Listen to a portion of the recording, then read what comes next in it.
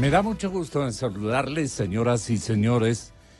Siempre no faltan los contratiempos, pero hay que cumplir con las leyes. Y el respeto a las autoridades de tránsito.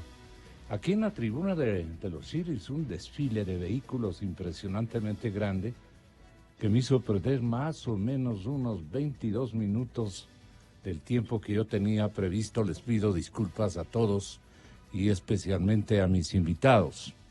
Estoy saludando, señoras y señores, al asambleísta Patricio Donoso. Muchas gracias, don Patricio, por estar aquí.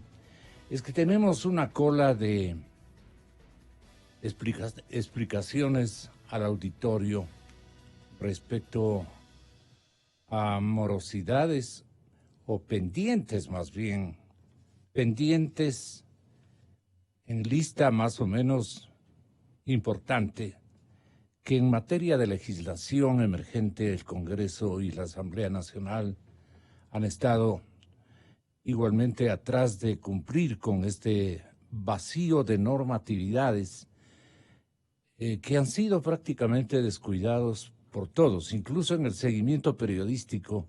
Nosotros también tenemos pendientes lo que no se ha logrado solucionar, problemas de comisiones de trabajadores y gobiernos autónomos que no están trabajando desde hace 4 meses, pendientes los pedidos de juicios políticos. El presidente César Litardo ha viajado la noche de este domingo a China. El asambleísta estará en el país asiático, dejando igualmente una lista de pendientes.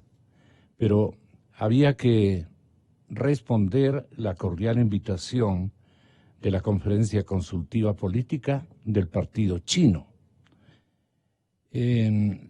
Según información de la Sala de Comunicación de la Asamblea, durante la visita al país asiático, el asambleísta tiene previsto visitar a la Organización Internacional del Bambú y el ratán. Para estos escenarios tiene una guía fundamental, la nación asiática, y ojalá vengamos aprendiendo muchísimas características o modalidades de la legislación asiática, de la legislación china.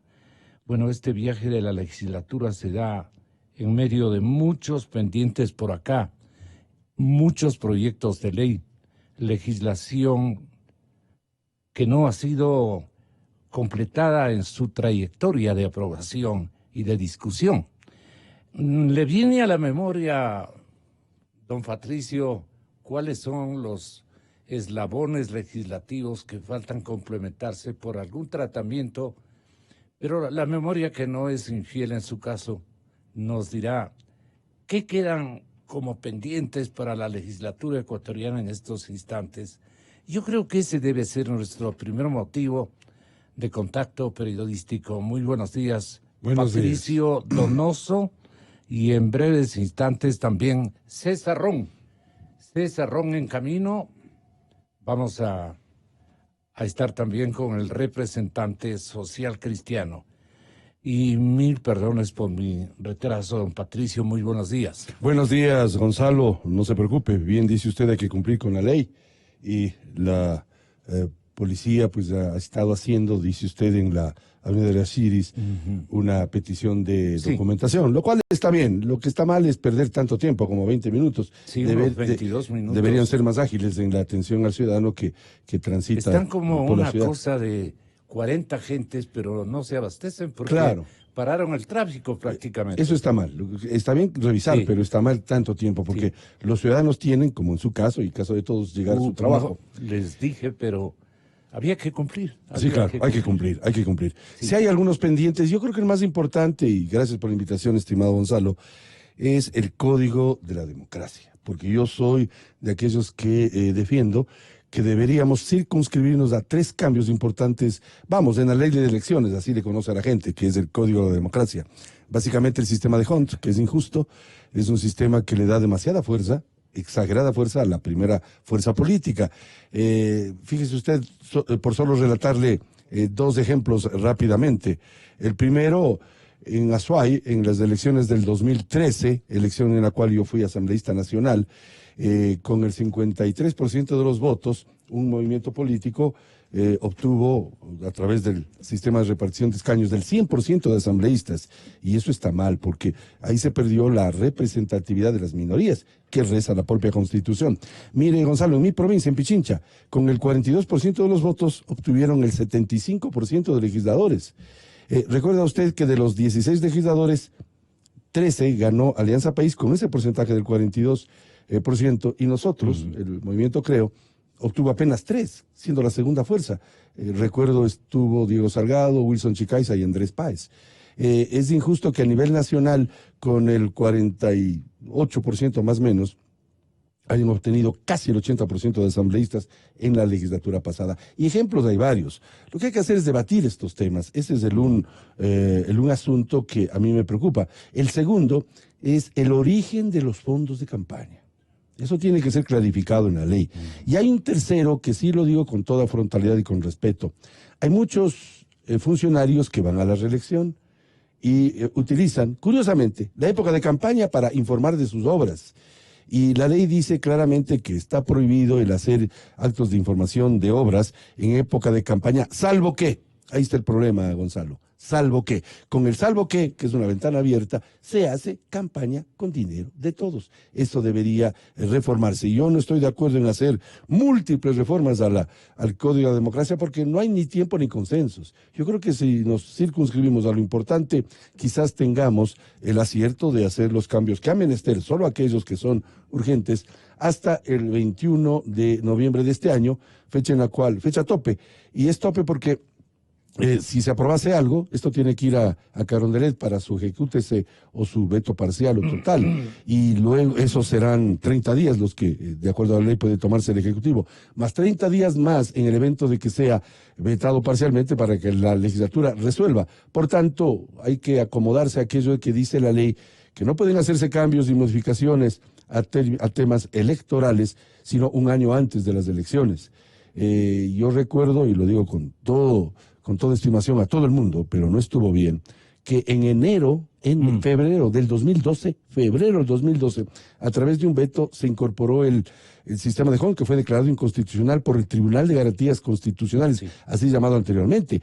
Pero como faltaban solo 11 meses para las elecciones, trasladaron las elecciones de enero del 2013 a febrero del 2013. Y lo hicieron, eso estuvo mal. Es como que Gonzalo Rosero, ahora que estamos hablando de vehículos, llega a un puente y encuentra un letrero que dice prohibido estacionar aquí. Gonzalo Rosero, como es vivísimo, se baja del carro, coge el letrero, le baja el letrero media cuadra más abajo y parquea ahí. Eso hicieron. Movieron la fecha de las elecciones de enero del 2013, así programadas, pero eso para queda febrero. bien más bien a Patricio Donoso. Sí, también. No a Gonzalo Rosero. Yo creo que nos queda bien a nosotros dos e incluso a César Ron, porque, claro, se dio la viveza criolla de mover las elecciones para que ya no medien solo 11 meses, sino 12. Y se aprobó el sistema de repartición de escaños. Yo, y con esto termino esta parte, Gonzalo, con su venia, yo estoy proponiendo que se establezca un sistema que yo lo he denominado proporcionalidad directa. Si un partido político tiene el 30% de apoyo popular, deberá tener el 30% de representantes. Si otro partido político tiene el 15% de votación, debe tener el 15% de asambleístas o de miembros de un consejo municipal, por ejemplo. Con eso logramos, lo más aproximadamente posible, por supuesto, una representación equitativa. Hay una gran diferencia entre igualdad y equidad. Igualdad es darle 2 a cada quien, o 3 a cada quien, eso es igualdad. Pero equidad es darle a cada quien lo que le corresponde. Y si el pueblo ecuatoriano le da a un partido político el 40%, no le ha de entregar pues el 75% de asambleístas, sino el 40% más menos, porque claro, esto hay que ajustarlo de acuerdo a los números. ¿Usted qué dice, señor asambleísta? Con mi cordialísima bienvenida. Gracias, Gonzalo. Están representando a los dos candidatos más fuertes para la presidencia de la República. Así es que ahí vamos. Gracias, Gonzalo. Un saludo especial a Patricio, a los radioescuchas. Un abrazo a la distancia. El tema electoral es un tema complejo que tiene que ser totalmente transparente. Le voy a decir lo que yo pienso. Primero, creo que el Estado no debe poner plata en las elecciones. Perfecto. Es decir, que los partidos políticos hagan su esfuerzo con absoluta transparencia. Pulcritud más que Claro, todo. reporten quiénes aportan a la campaña, de dónde provienen Todo los fondos. transparentemente. Todo. No hay de qué avergonzarse. En qué se gasta, ¿no es cierto? Se entrega la información, se audita la información, todo con absoluta transparencia. Pero ¿cómo se regula aquello para que no hayan grandes contribuyentes que después les tienen a presión, pidiéndoles contratos, pidiéndoles accesorios normativos o palanqueo de carácter político con sus coidearios que están ocupando otros estamentos de administración pública y de los cuales depende los contratos de sus empresas? Eso es lo que hemos visto en los últimos tiempos, o casi siempre. Hemos visto la extorsión. Extorsión. Hemos visto la extorsión. Ahora, pues, un sistema llevado a lo máximo de la corrupción y de la delincuencia, donde la cabeza del Estado ecuatoriano dirigía una organización delincuencial. Hoy hay los registros de todo, no solo de las conversaciones, sino los registros contables, una doble contabilidad que avergüenza a la situación del país. Entonces yo creo que el Estado no debe poner plata en la elección. Y se pasan de frescos, ¿no? Muy sinvergüenzas. No, totalmente, pues, totalmente. Esto no tiene nombre lo que ha pasado en el Ecuador. El país está a la expectativa de que la justicia empiece a actuar, que los juicios se instalen, que empiece el proceso judicial, que se establezcan las responsabilidades, porque los sobornos y la extorsión no puede ser pues el pan de cada día en el Ecuador. Entonces, tenemos que ir limpiando muchas cosas en el país. Una de las cosas que hay que limpiar, que la plata de las elecciones sea transparentada, que sea clara y que no sea del Estado. La plata del fondo partidista sí, porque eso es diferente. Eso es para formación, ¿no es cierto? Eso es para preparación de los cuadros políticos de las organizaciones. Muy bien. La sustentación de los partidos políticos. Que se asigne. Y de la organización. Que se asigne. Pero lo que es plata para la campaña electoral, no estoy de acuerdo. ¿Quiénes deben ser los aportantes? Los aportantes tienen que ser amigos, simpatizantes, afiliados, ¿no es cierto? Porque aquí lo otro que Si está escondido. Amigos y apostadores a todas las candidaturas y luego bueno, lo vamos a ver, lo vamos a ver en los reportes, pues Gonzalo, porque si hay, como usted dice, los apostadores que le apuestan al porque uno, es como un casino y al otro. La preelectoral funciona como un casino. El reporte de las tres organizaciones políticas va a tener pues que tener el nombre de Pepito X, ¿no? Hay el uno, el otro y el otro. Pepito X le dio al uno, al otro y al otro. A este le dio 2, a este le dio 3 y a este le dio 5. 5. No, entonces, más probable. No, entonces muy bien. Pepito López, ¿quién es? ¿Qué hace? ¿No? Les da a todo el mundo, ¿no? Tiene que estar transparentado. Ha invertido 10. No, ha invertido, en este ejemplo, 2, ha invertido 3 10. Y 5. Ha invertido 10, entonces muy bien, muy bien. Habrá que ver qué es lo que hace Pepito López. Lo que no puede ocurrir es lo que está ocurriendo ahora, que además es un engaño de todos. Y aquí debemos dejar de estarnos engañando y metiéndonos autogoles. No, el Estado da para la campaña presidencial $1.500.000. Cuento chino. Una campaña presidencial, he escuchado a los analistas políticos, mínimo, si usted quiere ser candidato a la presidencia de la República y tener un éxito más o menos, necesita un éxito relativo, necesita mínimo $10 millones en la mano para una campaña presidencial. Entonces, a mí no me vengan con cuentos, que con $1,5 millones que le vamos a dar a todos el mismo pautaje controlado por el Estado, en los canales del Estado y en los canales privados, que además no les pagan hasta ahora la plata de la campaña electoral a muchas empresas de publicidad y canales de televisión y radio, hasta ahora no les pagan. Hasta ahora. Entonces, todas estas cosas son las que se tienen que corregir y transparentar.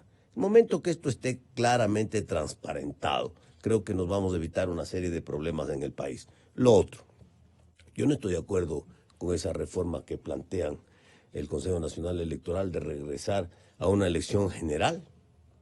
Hemos luchado por los distritos electorales, y hemos luchado porque desde que estoy en la Asamblea Constituyente en Montecristi luché por los distritos electorales para una sola razón, tener la cercanía pues con el electorado, que el electorado tenga la cercanía con el candidato porque sabe que vive aquí en el barrio. Pues.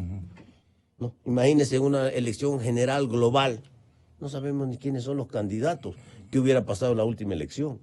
Los representantes rurales, ¿no?, de los cantones rurales que tenemos en la provincia del Guayas, no tendríamos pues representante en la Asamblea Nacional. Ok. Pero ¿qué irregularidades o distorsiones le vienen a la memoria con esta metodología? ¿Qué controles adicionales se debería establecer en la ley o en el Código de la Democracia para que sea un evento limpio, concurrente, impetuoso, pero no desde el lado económico, sino desde el lado de las ideas que convenzan a los electores? Porque eso también hay que... Así es. Yo creo que... Esas son las cualidades de un candidato, ¿no? Así es, y en campaña electoral, y todos quienes estamos en la Asamblea hemos sido Patricio candidatos. Donoso es él. Gracias, Gonzalo. En efecto, los que estamos en la Asamblea, todos fuimos candidatos, todos recorrimos la geografía nacional, todos hicimos ofertas de campaña, todos ganamos y allí estamos y debemos cumplir con nuestros votantes y con el país en general.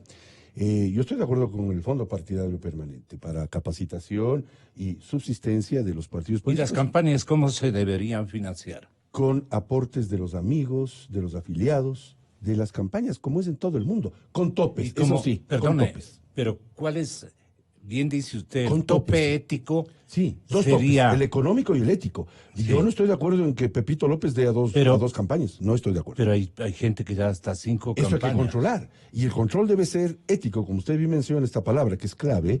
Y parte de la ética es no dar a 2 o 3 campañas, porque esto no debe ser un casino, pues. Primero, y eso hay que controlarlo. Y segundo, los topes máximos, como es en todo el mundo. En los países democráticos se pueden hacer esos aportes con topes máximos. Eso hay que controlar. Esa es parte de la acción que debe tener el Consejo Nacional Electoral. Pero yo no estoy de acuerdo en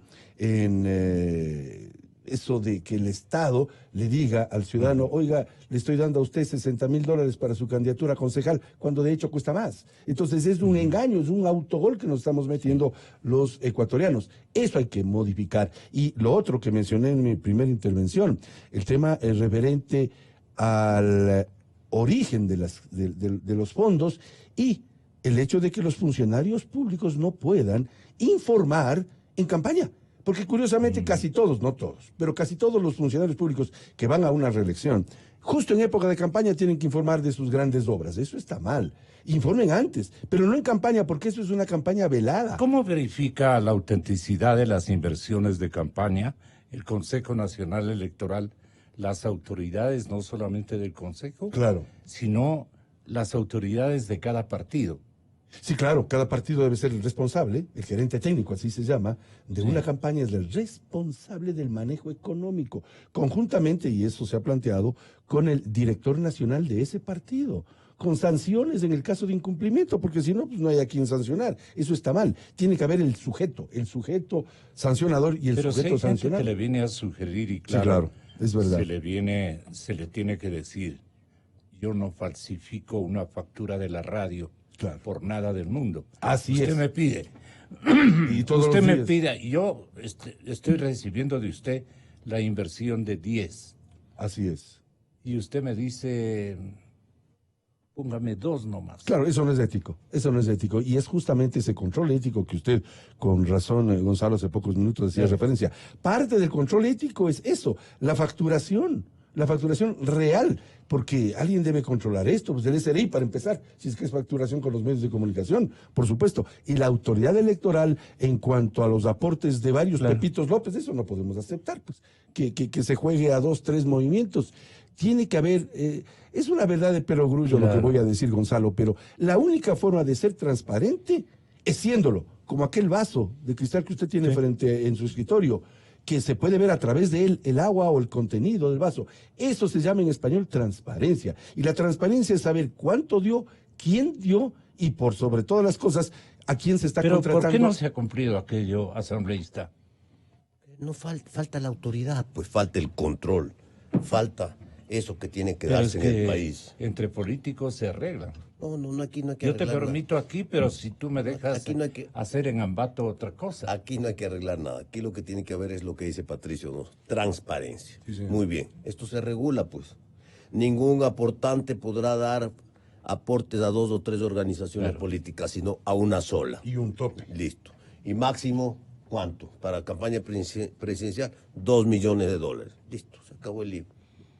Entonces, queda regulado, queda establecido, queda un orden. Entonces, Pepito X no nos puede dar a los tres, sino que, a ver, yo tengo simpatía por el Partido Social Cristiano, voy a aportar, y aquí está, vea, el reporte del tesorero, de campaña del tesorero del partido, aquí está el reporte de los ingresos, el origen de los fondos, que es fundamental, el origen de los fondos, aquí no puede venir pues, aportes de campaña como los que hemos escuchado que vienen. ¿Y qué deberían mostrar los tesoreros?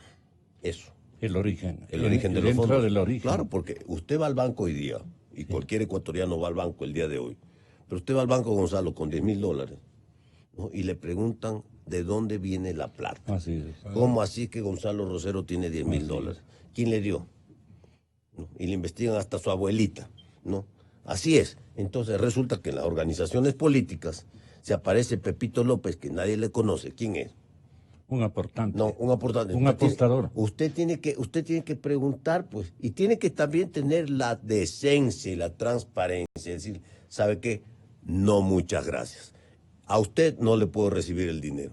Estos fondos no son claros, no le puedo recibir el dinero porque me pueden traer complicaciones a mí. Entonces, estas cosas... Me pueden desdibujar la campaña. Es que si estamos hablando de transparencia, estamos hablando de moral, estamos hablando de ética, tenemos que empezar a jugar. Pero entonces la autoridad electoral cuenta significativamente para el control. Sin duda. Pero mire lo que está pasando con Gonzalo. La autoridad electoral, digo, pero también las tesorerías partidistas. Claro. Por eso es que queremos establecer que el tesorero o gerente de campaña sea responsable, punible, de castigo severo en el evento de que se cometan irregularidades. Hay que tener la mano muy firme, pues, y hay que castigar a quien incumple. Esa es la democracia. Así tenemos que actuar. Y, por supuesto, ser firmes en esto sin concesiones a nadie. Así de simple. Vamos con otras reformas pendientes. El Código del Trabajo es importante.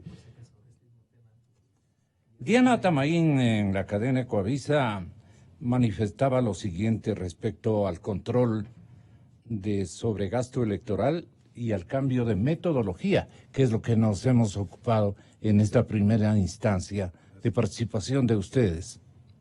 En este momento, la responsabilidad de las instituciones del Estado, que tenemos la oportunidad de promover esos cambios que la ciudadanía demanda, como por ejemplo el combate a la corrupción, que va empatado también, que ingresa también al aspecto electoral.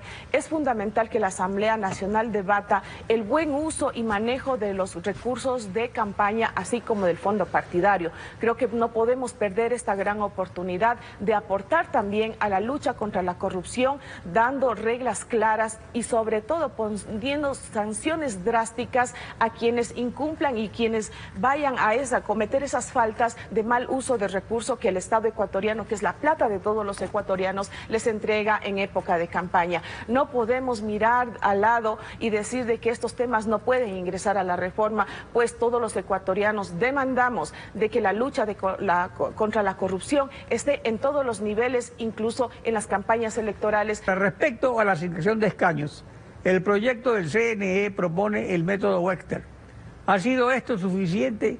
Lo fundamental es elevar el nivel del debate, poner sobre la mesa de la discusión estos temas fundamentales para incorporar en el nuevo Código de la Democracia, pues lo que necesita nuestro país es tener reglas claras, necesita tener reglas que den cuenta de la inclusión y de que una ley no incline la balanza a favor de unos y a desmedro de otros. Creo que son suficientes 10 años de lecciones aprendidas donde debemos buscar profundizar la democracia, debemos buscar que las minorías tengan representación en los espacios de poder y en la toma de decisiones.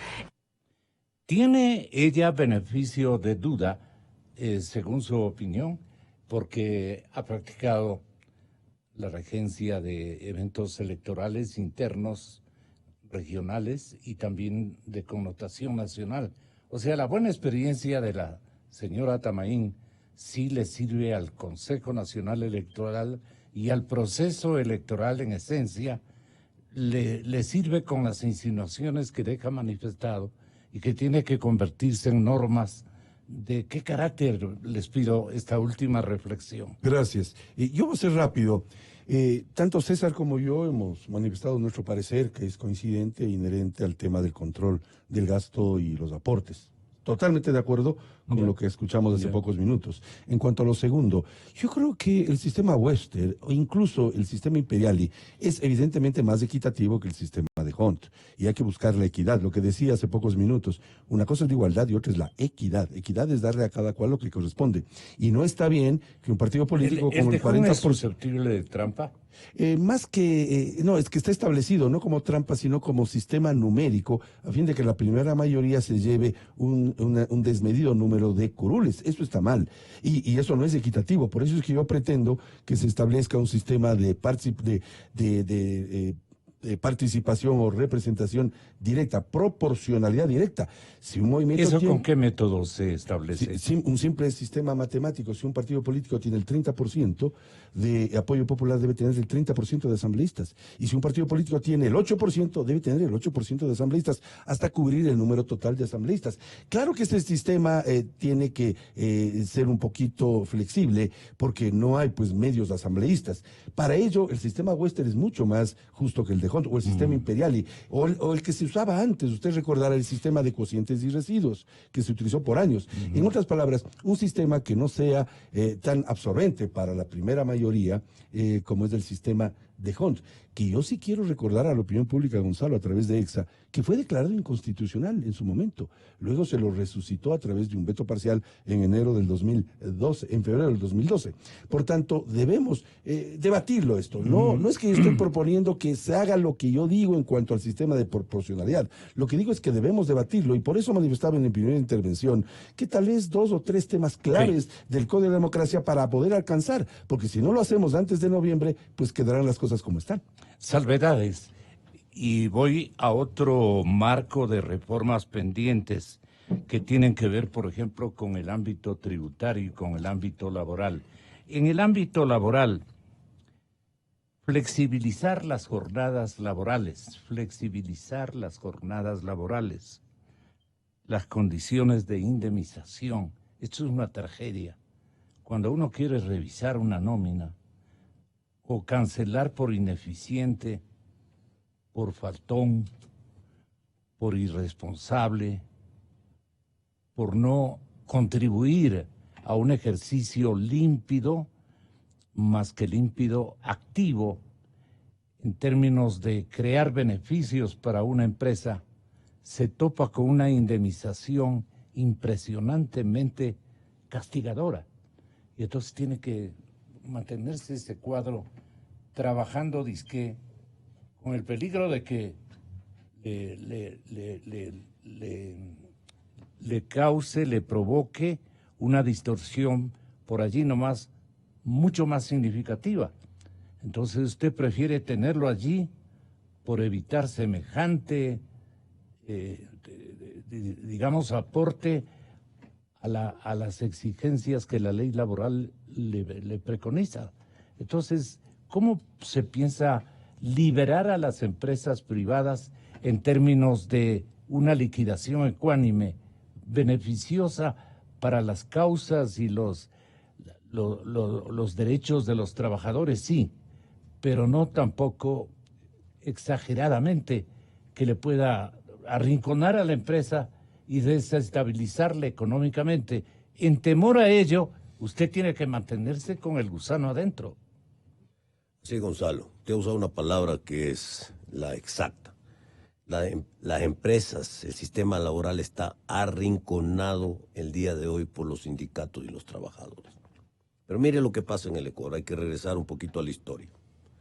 Nos fuimos de un extremo a otro extremo. Cuando había la flexibilización laboral, donde hubo abusos de parte de los empresarios, hay que decirlo. Pero no hubo nada, la mano del Estado para corregir, que es lo que tenía que haber hecho, corregir. Porque para eso está la autoridad, pues para corregir una desviación, un problema que hay, un mal uso de las cosas. ¿Qué ocurrió? Se prohibió. Y nos fuimos a lo otro, que es la radicalización de un sistema que tenemos hoy día y que no sabemos qué hacer ni cómo quitarnos de encima. Con un agravante más. El tema de fondo son varios, usted ha tocado uno, que son gravísimos. Pero el tema de fondo es cómo generamos trabajo. 6 de cada 10 ecuatorianos no tienen trabajo.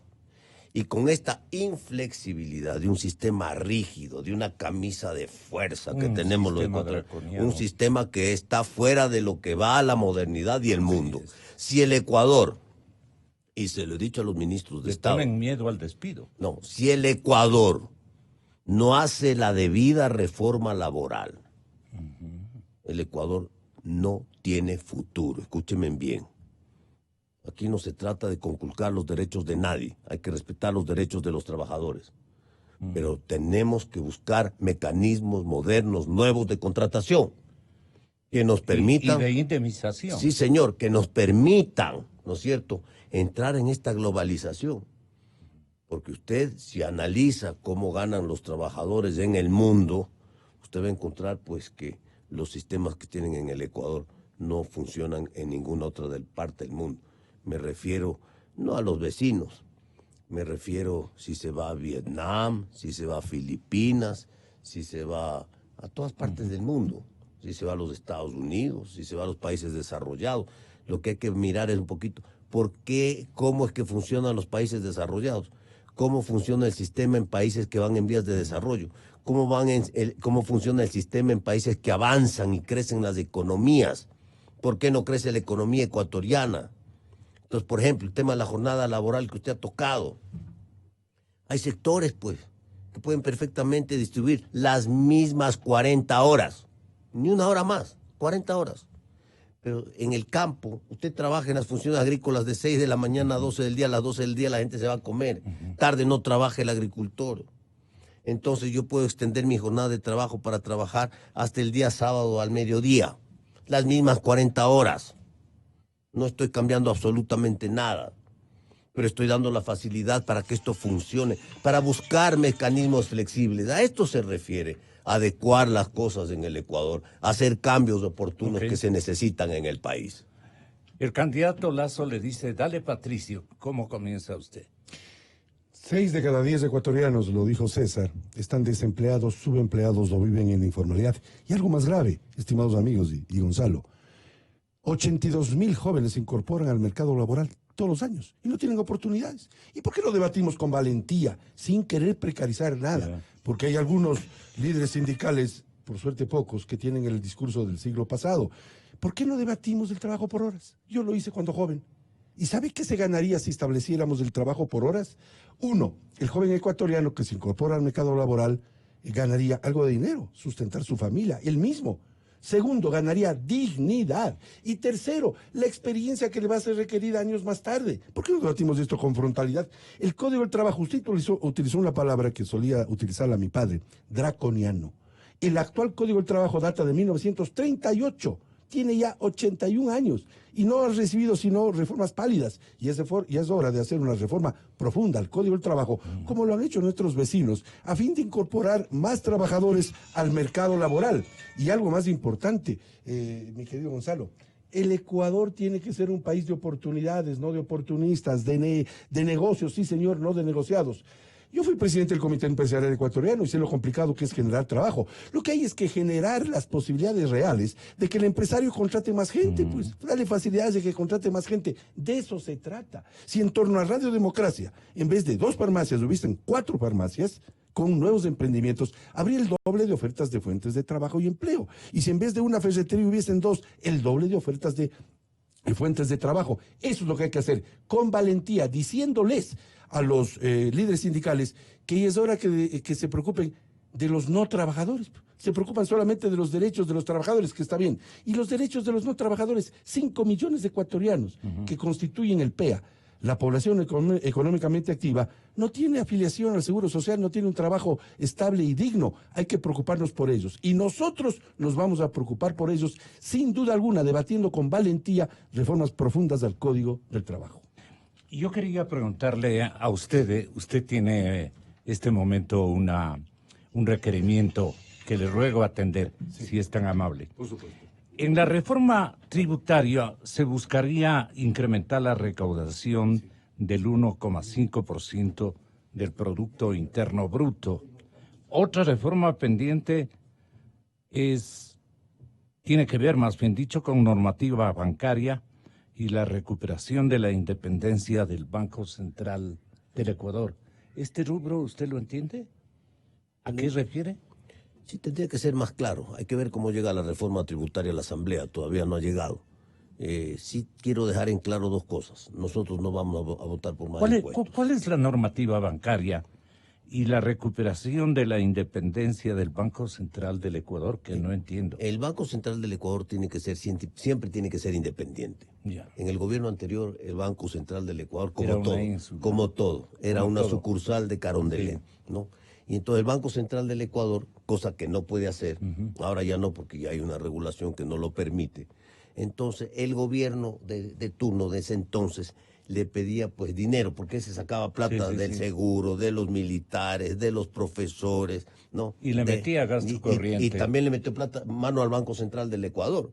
Y en el Banco Central del Ecuador está la reserva monetaria del país. Pero siguen las mismas funcionarias, ¿verdad? Algunos sí, pero ahora ya no pueden hacer eso. Algunas, y entonces prestaba plata, el Banco Central le prestaba, era prestamista de primera instancia del gobierno, con plata ajena, con plata del encaje bancario, que es plata de los ciudadanos que tienen su cuenta de ahorro, su cuenta corriente, con plata del Seguro Social, que es plata de los afiliados, por eso está quebrado el Seguro Social, con plata de los consejos provinciales y las alcaldías, que es plata ajena, que es de los municipios. Entonces, estas cosas... Esa independencia tiene que recuperar el ex instituto.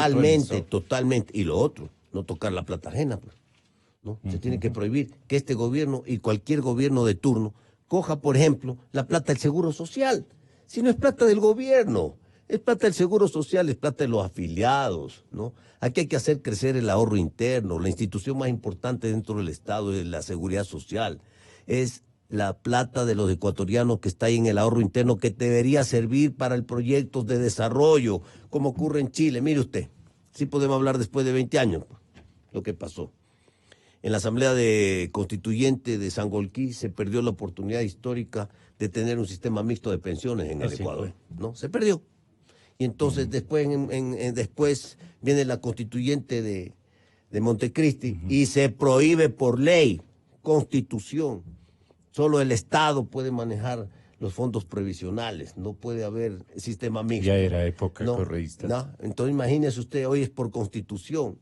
Chile, se va a poner el ejemplo de Chile. Chile hace 20 años optó por los sistemas mixtos de pensiones. Hoy Chile tiene casi 300.000, escúchenme bien ecuatorianos, casi 300.000 millones de dólares acumulados en sus fondos provisionales. De ahí sale la plata. ¿Para qué? Para los grandes proyectos de construcción que dan trabajo a la gente, para financiar las grandes industrias y fondear las grandes industrias del desarrollo chileno, para los sistemas generales de Chile. Hay tanta plata en Chile que ya no hay dónde invertir en Chile, que ahora Chile tiene invertido el dinero en Paraguay, en Argentina, en Perú, en Bolivia, en minería, en petróleo, en gas. Y aquí, después de 20 años, que si podemos decir lo que pasó, mientras los chilenos tienen casi 300.000 millones de dólares acumulados de su ahorro previsional, de la plata de los chilenos, el Ecuador no sabe dónde está la plata de los ecuatorianos porque el Seguro Social está quebrado. Y todavía no nos sentamos a la mesa para ver cómo salvar. ¿Quebrado en secreto? Bueno, en público, pues porque el año pasado, por estas fechas, fue a la Asamblea Nacional el entonces presidente del directorio del Seguro Social Y declaró. y nos dijo que en el 2021 se acababan los fondos de pensiones. Sí. Está quebrado el Seguro Social. ¿Qué se ha hecho desde el año pasado hasta ahora para resolver la situación del Seguro Social? No mucho, o nada. No mucho, nada. No conocemos, yo no conozco. Cuando debemos sentarnos en una mesa, ¿quiénes? Pues, los empleadores, los trabajadores, el Estado, la Asamblea, y buscar una solución. ¿Para dónde vamos? Ahora se oye de que la solución es aumentar el aporte al Seguro Social, aumentar la edad de jubilación. Es decir, aquí se sigue gastando y metiendo la plata en saco roto para que se la sigan llevando. No, señores. Primero vamos a arreglar estructuralmente adentro, casa adentro del Seguro Social, que también triplicó la nómina de empleados y trabajadores y servidores públicos en el Instituto Ecuatoriano de Seguridad Social y sus distintas prestaciones. Vamos poniendo orden. Aquí el problema del Ecuador es que no estamos poniendo orden, no estamos arreglando las cosas y las cosas siguen como están y cada vez son peores. ¿Cómo hacemos crecer la economía cuando tenemos todos estos desfases que son parte, ¿no es cierto?, de la estructura del Estado que necesitamos poner orden para que funcione la economía? ¿Y usted cree que habría que acudir a una reforma constitucional para el efecto? Aquí lo que falta es la voluntad política de hacerlo. Aquí no se necesita de hacer una constituyente y de irnos a pasar otro año más perdiendo el tiempo, discutiendo, mientras el país se sigue cayendo en pedazos. Sí. Aquí no hay tiempo para eso. En el Ecuador tenemos que afrontar los problemas y resolver. Las cosas se tienen que resolver rápidamente, se tienen que tomar acciones, se tienen que tomar esos correctivos que hablábamos, Gonzalo, para que las cosas puedan funcionar. Lo que no podemos seguir es de espaldas al mundo, cuando el mundo avanza muy rápido, cuando el mundo avanza en la modernidad. Nosotros en el Ecuador seguimos anclados al pasado y aquí nadie quiere cambiar nada. Porque usted le pregunta a los sindicatos, dice, ¿cuál es su propuesta para reforma laboral? ¿Qué proponen los sindicatos? Nada, que sigamos como estamos. Ahora, ¿qué proponen para darle trabajo a esos 6 que no tienen trabajo? Nada, que sigamos como estamos. No podemos seguir así en el Ecuador, por Dios. Lo que no cambió en el Código Integral Penal, los asambleístas quieren este momento arreglarlo de una manera vigorosa. No están todas las reformas al Código Orgánico Integral Penal que aprobó el Pleno de la Asamblea Nacional la semana pasada, porque están incompletas, al menos así lo consideran los legisladores que trataron los cambios a la normativa legal. Ellos coinciden en que los textos que se quedaron por fuera no son cuestión del pleno de la legislatura, sino de lo que recoge o no la ponente del proyecto, en este caso, la presidenta de la Comisión de Justicia, doña Jimena Peña. ¿Qué opina usted, asambleísta? Es lamentable, pero hay que decirlo. Muchos textos fueron cambiados. Cambiaron la redacción y otros fueron sacados. Yo presenté una extensa nota explicativa sobre reformas al COIP, donde, por ejemplo, se quedaron fuera, no los consideró la presidenta, los delitos aeronáuticos, que son temas muy graves, que están en la raya del terrorismo. Porte de armas, falsificación de repuestos, no entregar la información adecuada, ¿no? Todo esto cuando en los delitos aeronáuticos, que hay como 8 o 9, que son muy graves, ni siquiera se los tomó en cuenta. Hay que recordarle a los ciudadanos que en aviación el avión no va con el piloto, pues. Bueno, sí sabemos que había un avión que iba solo con el piloto. Con el piloto y el sin dinero. Pasajeros. Pero aquí hay pasajeros, hay 200 pasajeros, hay 300 pasajeros, tenemos que precautelar la vida, la seguridad. Entonces, ¿cómo es posible que no se haya contemplado en la reforma penal los delitos aeronáuticos? Que tenía un capítulo entero, son 8 o 9 los delitos aeronáuticos. ¿A quién no convenía aquello? ¿A estos vuelos misteriosos? Convendría a los vuelos misteriosos, pues sin duda, porque entonces el momento que no hay regulación ni hay una responsabilidad, entonces viva la fiesta, ¿no? Convendría, pero no quisiera pensar en eso. Pero lo que está muy mal es que en un cuerpo colegiado, donde hay una comisión, donde hay 12 miembros de la comisión que votan, que discuten y que aprueban un texto y que aprueban una reforma, cuando viene la reforma al pleno se sugiere, y resulta que cuando viene la votación final, la ponente o el ponente de la comisión puede introducir reformas o puede quitar reformas o puede cambiar los textos. Estas cosas no pueden ser así, y esto ya quedó al descubierto la semana pasada cuando el asambleísta Roberto Gómez pidió que para el tema del tratamiento de las reformas a las elecciones, al Código de la Democracia que hemos escuchado ahora, la Asamblea determine otro ponente diferente a la Comisión de Justicia. que otro miembro de la Comisión de Justicia sea el ponente, porque la ponente, presidenta de la Comisión de Justicia, ha cambiado los textos en la reforma penal. Estas cosas no pueden ocurrir, pues, Gonzalo. Estas cosas no pueden ocurrir en el país. La prisión preventiva es uno de los elementos que están siendo discutidos. ¿Usted qué opinión tiene? ¿Hay que, digamos, de un solo movimiento marginar esta reforma o mantenerla? Yo estoy de acuerdo Medida de... Yo estoy de acuerdo con la figura de la prisión preventiva. Ya. La palabra lo dice. Preventiva. ¿En qué? Prever de que no se fugue, pues. Exacto. De que no se fugue el señor que está siendo investigado por medio de la vindicta pública que hace la fiscalía. Acuérdese usted del caso de los grilletes, Gonzalo. Un señor tenía grilletes, se sacó, dejó los grilletes, incluso se fue saludando, aparentemente en aquel avión que viajó de Quito a Caracas con algunos venezolanos de retorno. Parece que ahí se fue el señor Alvarado.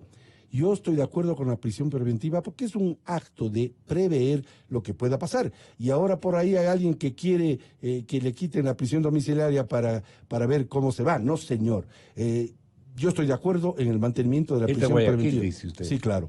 Pero sí quiero hacer una rápida reflexión de lo que César Ron acaba de decir con relación al ponente y al proponente. Yo por años, 6 años y medio estoy ya en la legislatura, Gonzalo, por años he propuesto que el proponente tenga más fuerza que el ponente en la ley. Porque es absurdo, y lo ha dicho César, que el ponente pueda quitar o poner lo que le venga en gana en el segundo debate. Es el dueño de la ley, el ponente. Y normalmente el ponente es un presidente o vicepresidente de la comisión.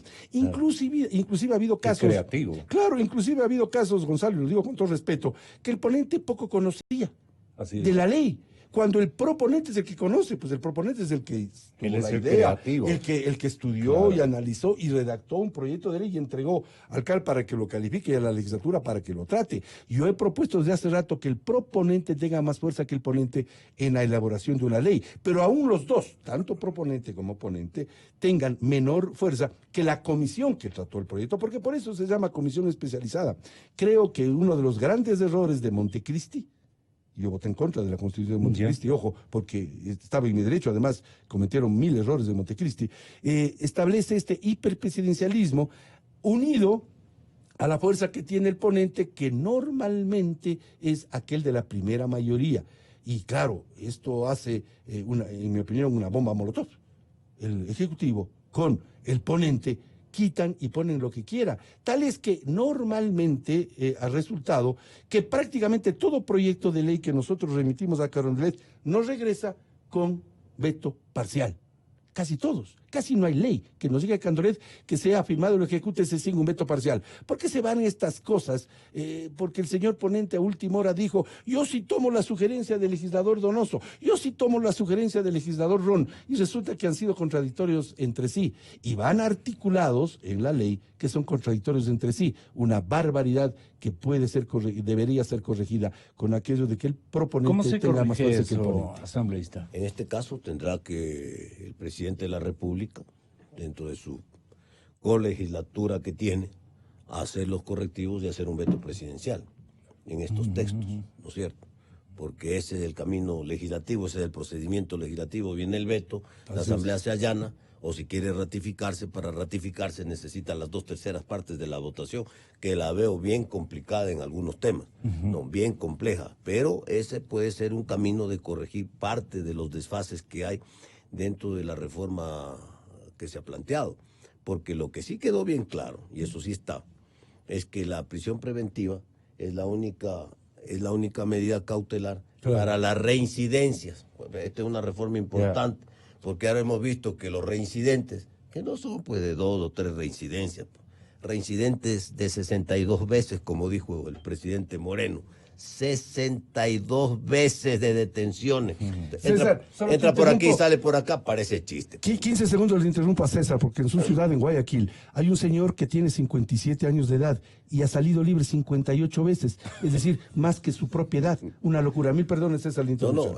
Vale el ejemplo, porque estas cosas no pueden. Entonces ya no va a haber lugar para este jueguito de la autoridad, porque en estas reformas no está pues solamente el tema de la ley, están los jueces, está la decisión presidencial, el tema de seguridad. Hemos visto que el presidente y el gobierno tomó la decisión de poner a las Fuerzas Armadas para ayudar al control delincuencial, para el porte de armas de una función específica. Los delincuentes están armados hasta los dientes. Hay que retirarles las armas a los violentos en el país y la sola presencia de las Fuerzas Armadas es importante, es disuasiva, pero no es suficiente. Tiene que haber una política de Estado de seguridad. Y ahí viene la reforma al COIP. Ahí viene la actitud de los jueces, la actitud que tiene que tener el Consejo de la Judicatura para sancionar a los jueces que se prestan para todos estos juegos, y aquí no es juego porque está de por medio la seguridad ciudadana. Las familias están aterrorizadas, no quieren salir a la calle, las madres sufren todas las noches cuando los hijos se van a la fiesta o al estadio o a la discoteca porque no saben si van a regresar a la casa. Entonces, esta situación de inseguridad, de miedo que hay en la sociedad ecuatoriana, es la que tampoco ayuda pues, a salir adelante, a progresar, a desarrollar el país. ¿Tiene un motivo de queja de las falencias de los delitos de tránsito y que obligan en el COIP a hacer determinadas reformas a los usuarios de estas normatividades tan importantes para los ecuatorianos? Yo fui parte de la Comisión Ocasional de Tránsito ¿Y ahí qué se dio cuenta el año usted? pasado. Sí, que es muy laxa la ley, es muy laxa la ley. Mire, hay ecuatorianos, lastimosamente, que matriculan a sus buses de servicio urbano o interprovincial con las mismas placas, varios vehículos, para pasar la famosa revisión. E incluso se prestan para el evento de la matrícula exclusivamente las llantas. Y luego ponen las llantas que están usando, que son lisas. Eso es terrible, es gravísimo. Yo en esa comisión pude darme cuenta, luego de hacer lo que se llama la sociabilización, con muchísimos actores del tránsito en el país, urbanos, cicleros, motociclistas, camioneros, que la ley es muy laxa. Y resulta que delinquen con una impunidad brutal. Yo sí pido en aquella comisión que la ley sea más dura y más fuerte para controlar lo que al final del día deriva en miles de vidas que se pierden.